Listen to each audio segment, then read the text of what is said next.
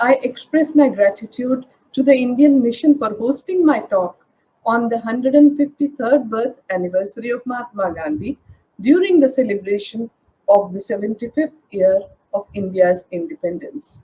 I am thankful to the Ministry of External Affairs, the Government of India, the Indian Council for Cultural Relations, and the Indian Mission for their support. The world is celebrating the UN International Day of Nonviolence on 2nd October and remembering Mahatma Gandhi, the apostle of peace and nonviolence. We have an opportunity to remind the humanity of the efficacy of the messages and the leadership of Mahatma Gandhi. Gandhiji's leadership and the power of peace, nonviolence, and living in harmony with nature, showed by him, is capable of shaking the souls of human beings to bring about a transformation in their lives by cutting through the boundaries of international borders, space, and time. He is the leader of India with global visibility, and the world judges us by his standards.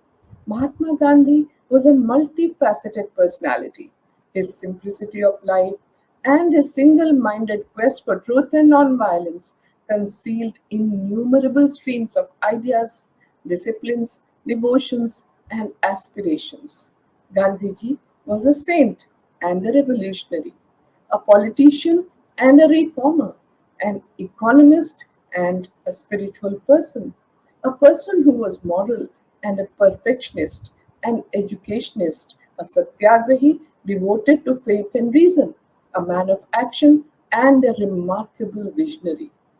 He was an excellent negotiator, a reconciler, and a peacemaker who worked to bring about a compromise in all the situations he faced. Gandhiji loved everyone deeply and accepted wholeheartedly that truth can reside in opposites as well. The Indian Nobel laureate poet Rabindranath Tagore had said about Gandhiji that occasionally there appear in the area of politics, maker of history, whose mental height is above the common level of humanity. They wield an instrument of power which is almost physical in its compelling force and often relentless. When Mahatma Gandhi came and opened the path of freedom for India, he had no obvious medium of power in his hands, no overwhelming authority of coercion. The influence which emerged from his personality was ineffable, like music and like beauty. It claimed up on others so greatly because of its revelations of a spontaneous self giving force. His spiritual inspirations comprehend and yet transcends all varied manifestations of humanity and makes the face of worldliness turn to the light that comes from that eternal source of wisdom. Mahatma Gandhi's life was a constant narrative of an endeavor in which he added to his reputation, concluding with the evolving inclusiveness of his personality. There was nothing mystic or miraculous about his development and growth. From an ordinary person into a Mahatma, it is open to each one of us to see how he advanced, one step at a time, experimenting with truth and nonviolence and piecing them together in his life, ready to look at truths, understand their implications, face hardest consequences in the pursuit of a cause, suffer any price for a mistake, recover lost ground again, but always progressing, open minded, and fearless. He dedicated himself selflessly to reach and hold the truth of a matter at any cost. This is the way he grew into a Mahatma. He was an ordinary person who transformed himself up to the most extraordinary heights. The greatness of Mahatma Gandhi lies more in his spirituality, in his insistence on the inspired strength of the soul and its life giving qualities at a time when the devastating force seemed in full force. Mahatma Gandhi had spared no pain in disciplining himself to the utmost possible extent. Experimentation was one of the innermost desires of Gandhiji's life. He experimented with food and dietetics, health and nature cure, clothes and attire, politics and economics, education and reforms, revolution, ethics and spirituality. With almost everything, that his life knew as part of life. With relentless logic and faith, he charted new ground in every direction, and yet had the depth of mind to separate defeat from triumph, the dishonest from the real, and to integrate all his aims and achievements into the harmony of his personality. Gandhiji's whole life story is about action to bring about definite transformations. He both succeeded and failed in what he sought to do, but he always moved forward. And he never gave up the quest for improvement, both social and spiritual, and both for individuals and for the nation as a whole. Today, Gandhiji is remembered not only as a political leader, but as a moralist who appealed to the universal conscience of humankind. He changed the world, and the impact is seen by the world leaders who were inspired by him and have taken a leaf from Gandhiji's life and work to fashion their initiatives for ensuring peace, justice, and fighting against discrimination. Renowned scientist Dr. Albert Einstein has written about Mahatma Gandhi, and I quote, Gandhi is unique in political history. He has invented an entirely new and human technique for the liberation struggle of an oppressed people and carried it out with the greatest energy and devotion. A leader of his people, unsupported by any outward authority, a man of wisdom and humility who devoted his whole life to uplift his people. He confronted the brutality of Europe with the dignity of a simple human being and has always risen superior. We are fortunate and should be grateful that fate has bestowed upon us so luminous a contemporary, a beacon to the generations to come. Mahatma Gandhi is widely recognized as one of the 20th century's greatest political and spiritual leaders. Few men have ever had as much of an impact on our world as Mahatma Gandhi. He was charismatic, thoughtful, and analytical. Gandhiji was very much a product of his time, yet one of his greatest sources of inspiration was the Bhagavad Gita, the sacred Indian scripture which teaches us to lead a life of selflessness, non attachment, and non possession. And Gandhiji lived according to the central messages of the Bhagavad Gita.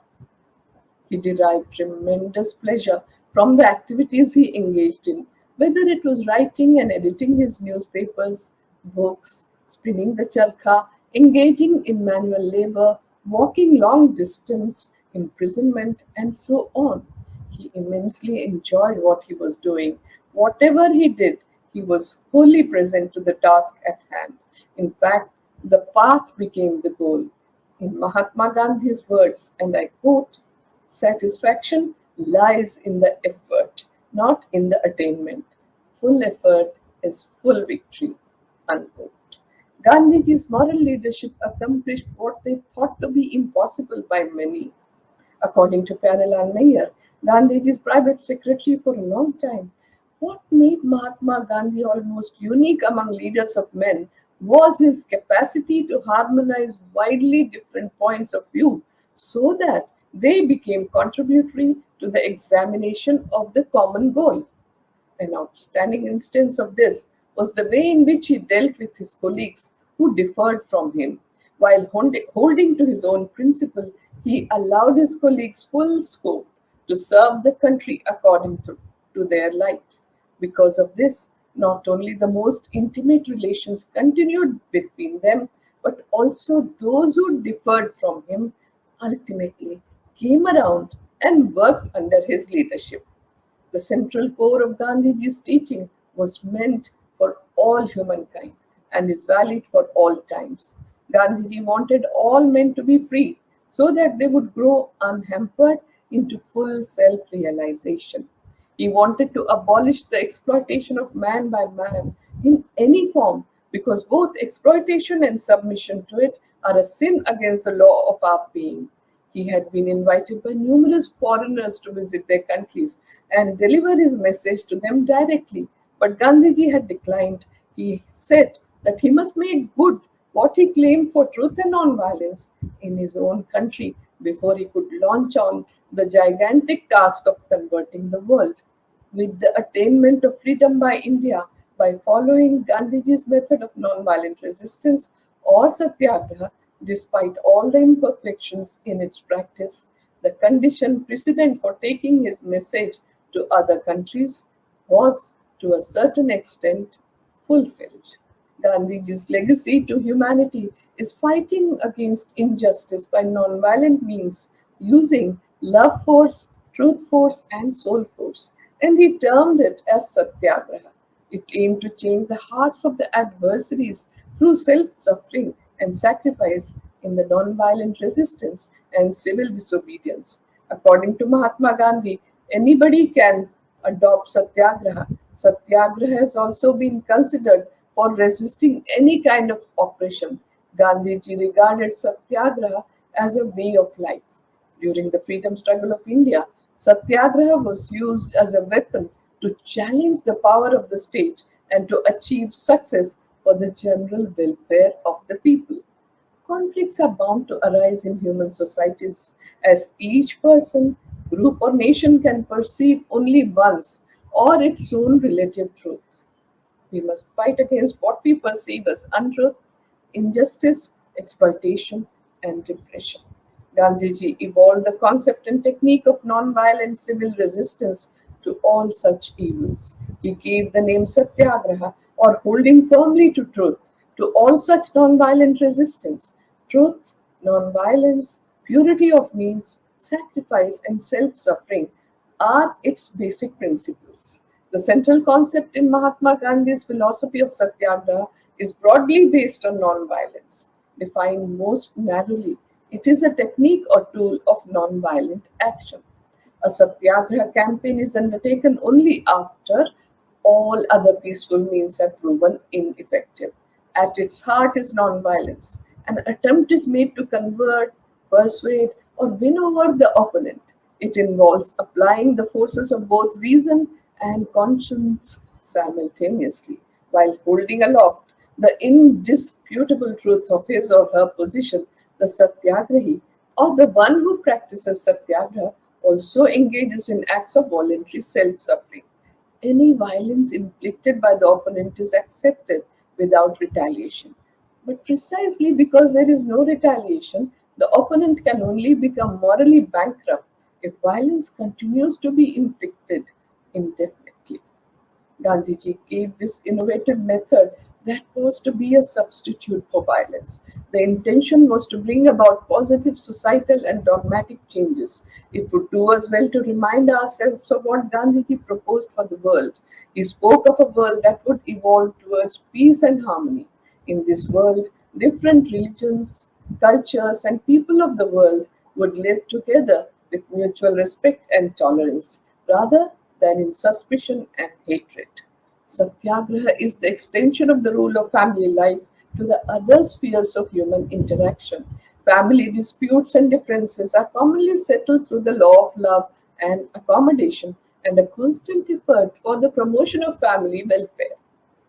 It was the application of the law of domestic life, the law of love for all to the whole of humanity, which Gandhiji had come to regard as his own family. Our ancient wisdom tradition teaches us that the world is one family, Vasudhaiva Kutumbakam. Gandhiji laid down rules of moral discipline for the Satyagrahi.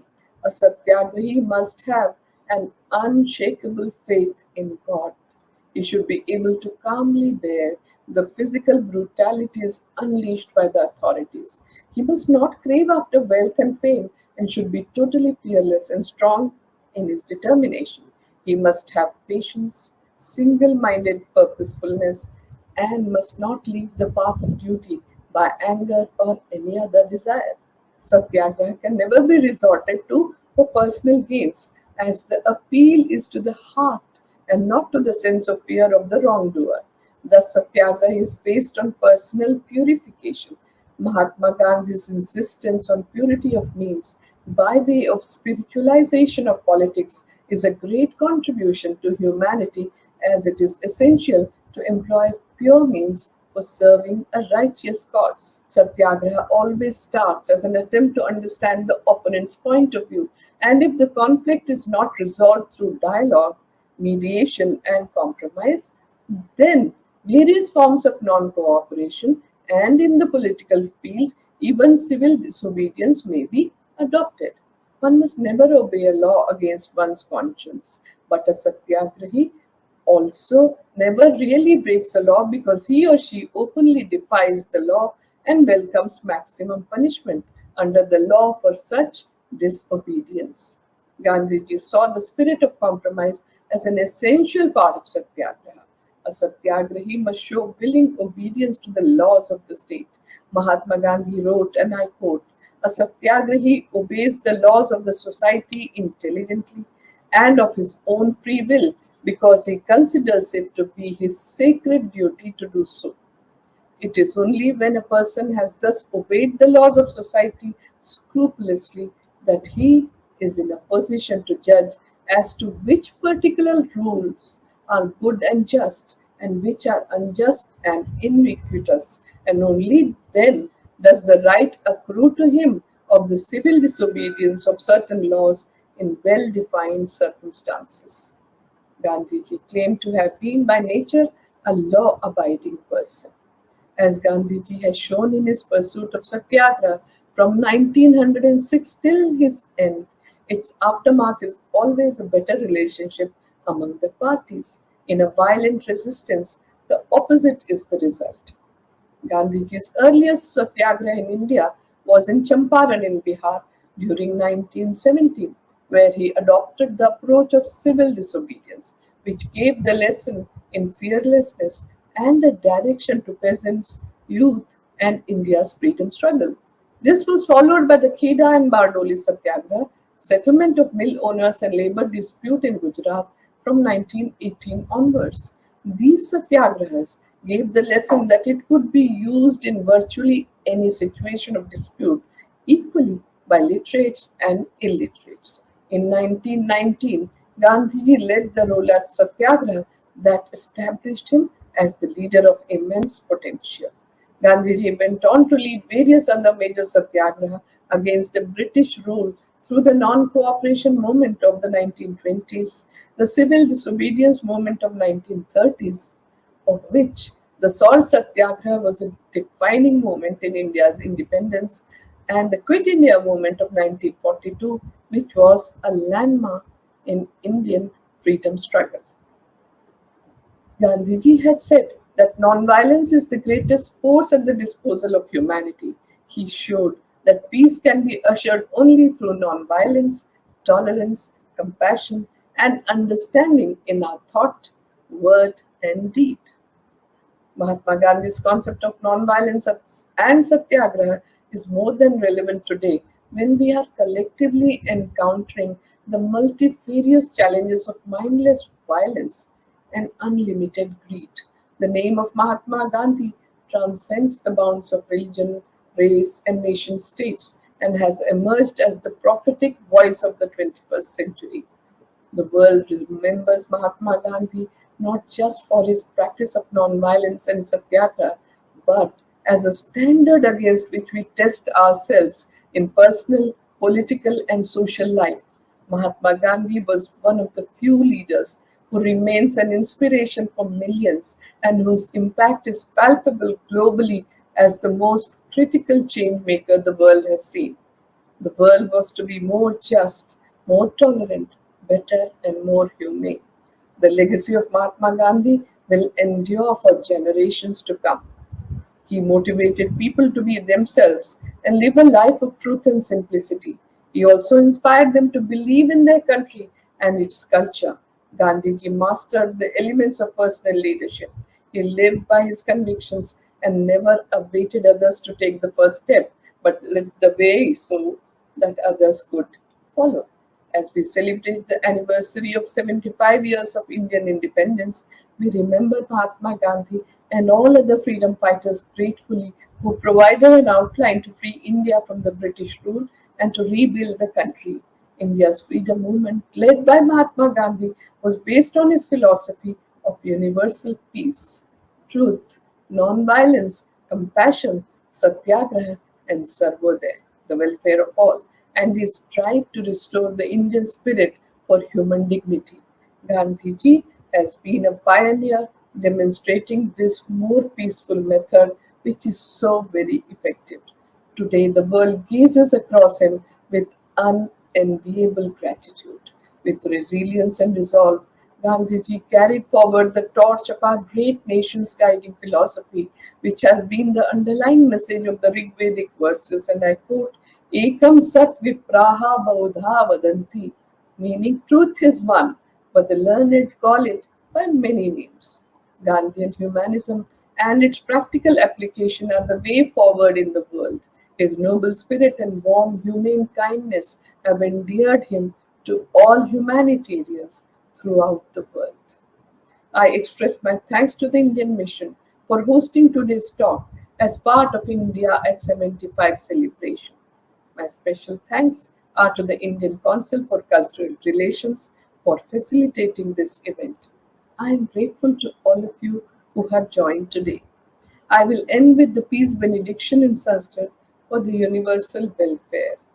सर्वेषां स्वस्तिर्भवतु सर्वेषां शान्तिर्भवतु सर्वेषां पूर्णं भवतु सर्वेषां मङ्गलं भवतु ॐ शान्ति शान्ति शान्तिः. May all be endowed with prosperity. May all be blessed with peace. May all be blessed with perfection. May all be blessed with bliss. Om. Peace, peace, peace. Namaskar.